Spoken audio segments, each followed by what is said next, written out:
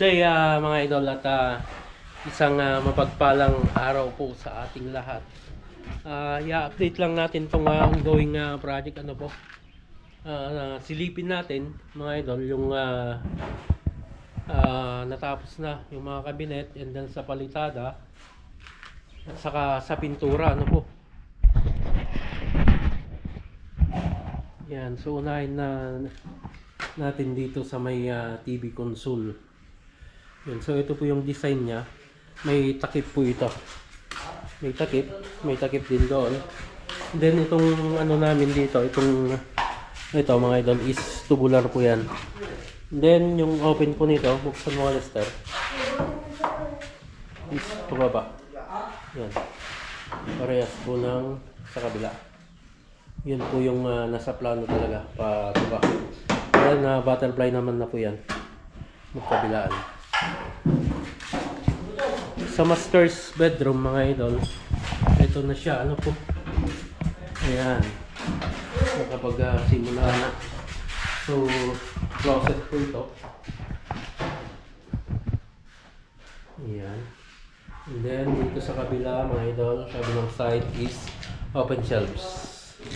Dito lang sa kabila ang may takip po. And then mga idol, sa room ng mga bata, hindi pa naman po ito nagagalaw simula nung lagtas vlog natin po. Pagkat pinanganilamusan muna natin itong sa pintura. Pa-final coat na lang po ito pag natapos na lahat yung sa cabinet po. And then ito yung sa pull out ng ilalim ng hagdanan. So pintura po lahat ng gagamitin namin dyan. Then meron pa po dito drawer. Then wala na pong open na pong ganyan. Saka yung takip niya. Then meron pang study table dito. Part ko dyan. And then sa palitada mga idol, ito na siya. Yung lababo, okay na po ito.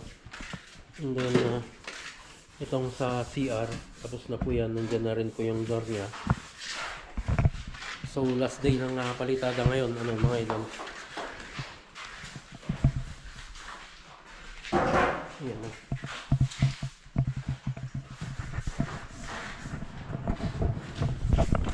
And then sa pintura mga idol ay pininturahan na rin natin dito sa harap dito. Pinaubos natin yung masilya saka pintura.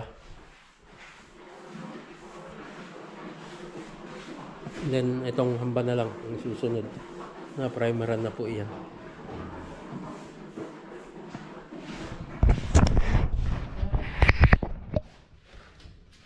Okay mga idol, so yan yung update dito sa ating sa aming ongoing project po. So hopefully mapinturahan itong mga cabinet na ginawa natin para makita natin yung ganda niya. Kung halimbawang pupulahin talaga, and soon mga idol ay makikita naman natin yung kayarian ng ating cabinet.